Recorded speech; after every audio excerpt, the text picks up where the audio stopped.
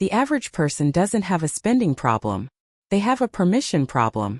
Somewhere along the way you gave certain financial habits a pass, not because they made sense, but because everyone around you was doing the same thing.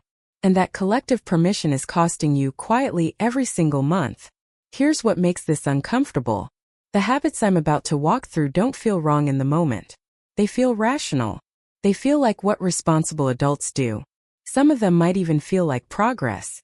But there's a specific mechanism inside each one that works against you. And until you see it clearly, you can't stop it from doing damage.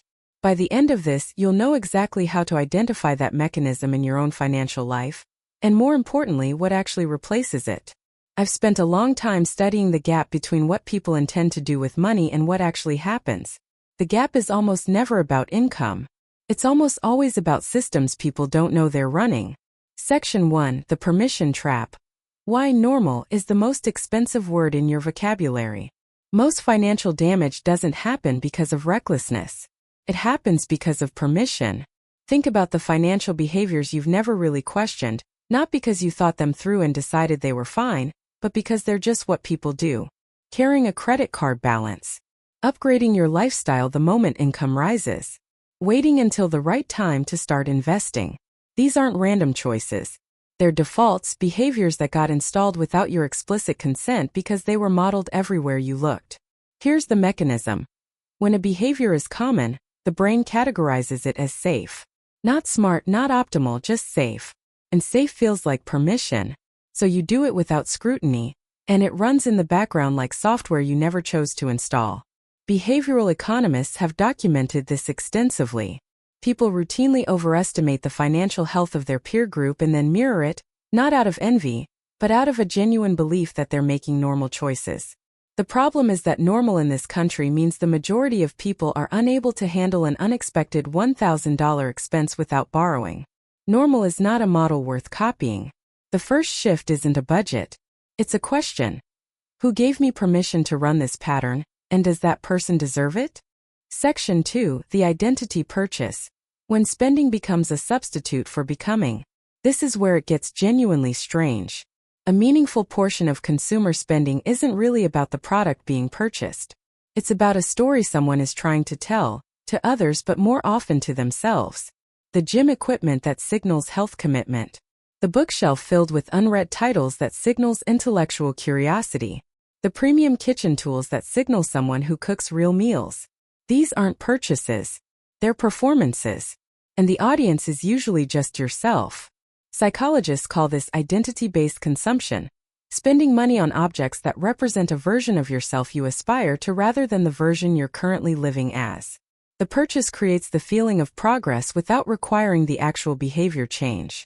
You feel like you've taken a step toward the person you want to be, so the urgency to actually take that step decreases. The insidious part. These purchases feel the most justified in the moment. You're investing in yourself. You're being aspirational. But aspiration without action is just expensive fiction. Before any purchase that represents who you want to become, ask one question. What have I done in the last 30 days that actually proves I'm becoming that person? If the answer is sparse, the purchase is plugging a psychological hole, not funding a transformation. Section 3, the status debt cycle. Spending to signal what you haven't built yet. Most people stop here. Don't. There's a specific type of spending that's uniquely destructive because it's socially reinforced at every turn. Spending to signal a financial position you don't actually occupy yet. This isn't just luxury goods. It shows up in restaurant choices when you're with colleagues. In the neighborhood you stretch to afford so it reflects well. In the car payment that's eating 18% of your take-home because the alternative felt like an admission of something. In saying yes to every social event because declining feels like confessing a financial truth you'd rather keep private. Here's what makes this cycle self-defeating. Status spending doesn't build the thing it signals. It consumes the resources that would have built it. Every dollar allocated to projecting wealth is a dollar not compounding into actual wealth. You spend a decade looking the part while the gap between image and reality quietly widens. The people who end up genuinely wealthy at 50 tend to have looked quietly unremarkable at 35. They weren't driving the car. They weren't at every dinner. They were somewhere less visible, letting money do the slow, boring, compounding work that spending never can. Signaling and building are opposite forces. You can choose which one gets your resources. Section 4. The delay tax. What waiting is actually costing you in real numbers. Stop. Before we go further, notice something. Every habit described so far has a companion habit, the intention to fix it later. I'll get serious about saving when things settle down. I'll start investing once I understand it better. I'll build the budget after this one expense clears. Later is doing an enormous amount of work in most people's financial lives. And later has a price that almost nobody calculates. Here's a concrete version of that price. Two people both commit to setting aside $300 a month into a diversified market account. One starts at 27. One starts at 37. By the time both are 67, the person who started at 27 has roughly 3 times the outcome, not because they contributed 3 times as much, but because the early money had decades to compound while the later money barely had time to warm up. The 10-year delay doesn't cost 10 years of contributions. It costs a lifetime of compounding on those early contributions. And here's what I didn't expect to find when I looked at this more carefully. The delay is almost never about money. It's about readiness. People wait until they feel informed enough, stable enough, confident enough. But financial competence doesn't precede starting. It develops through starting. The person who opens an account with $50 and figures it out learns more in 6 months than someone who spends 2 years reading about it. Action is the teacher. Waiting is the tuition you pay for never going to class. Section 5. The original insight layer. Here's something I haven't seen anyone frame this way. Every bad financial habit on this list is downstream of the same root problem. An absence of a clear financial identity. Not a goal, an identity. Goals are destinations. Identities are operating systems. When someone has a goal to save money but no identity as someone who saves, the goal collapses under any social or emotional pressure. But when saving is part of how someone thinks of themselves, the kind of person I am handles money this way, the behavior becomes self-reinforcing without requiring willpower. This is why telling people what to do financially almost never works long-term. The behavior is being grafted onto an incompatible identity. The fix isn't better information. It's a different story about who you are in relation to money. Second insight, the financial advice industry is almost entirely focused on optimization, which accounts, which allocations, which tools. But optimization is useless before the foundation is stable. You cannot optimize a leaking vessel.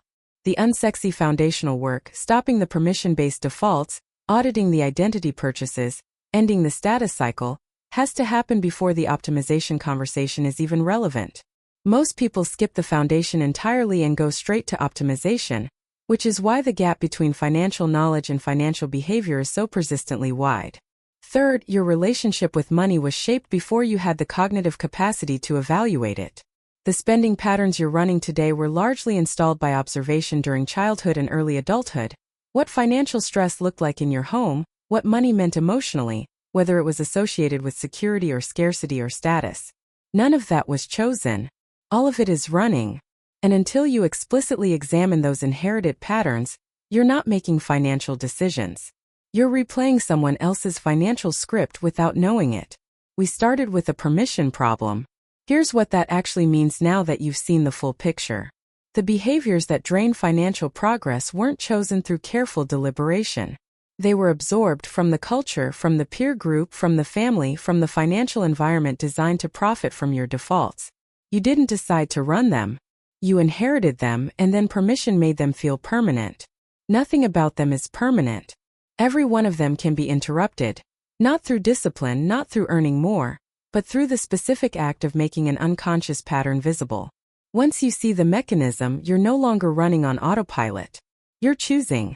And choosing, even imperfectly, is infinitely more useful than performing the same defaults on repeat. The person who finishes this video and then does one thing differently, one permission revoked, one delay ended, one identity purchase reconsidered, is already ahead of where they were 15 minutes ago. That's not a small thing. Compounded over years, that's everything.